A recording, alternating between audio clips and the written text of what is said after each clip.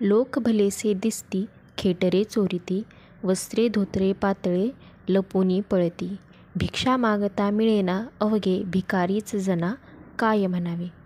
असे समर्थ रामदास स्वामी यांनी 1630च्या दुष्काळाचे हृदयद्रावक वर्णन केले आहे. शिवाजी महाराजांच्या जन्माच्या वर्षी महाराष्ट्राला मोठ्या दुष्काळाने ग्रासले होते.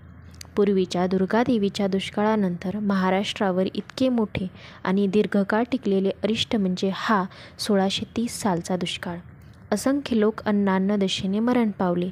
कित्येकांनी आत्महत्याही केली. अन्नाच्या शोधार्थ आपला जमीन जुमला हक्क कवडी मोलाने विकून लोक देशोधडीला लागले. महागाई इतकी वाढली होती की 1 शेरभर सोने दिले तरी 1 शेर कुळीत मिळत नव्हते. गुजरात ते गोवळकोंडा एक विशाल स्मशानभूमी बनली होती. लोकांचा एकच आक्रोश होता, आम्हाला भाकरी द्या, नाहीतर मारून टाका.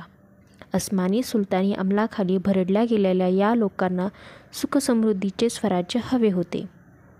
दुष्काळे आटिले द्रव्य नेला मान, स्त्री एकी अन्न करिता मेली, लज्जा वाटे जीवा, त्रासलो या दुखे, असे संत तुकाराम महाराजांचे उद्गार होते.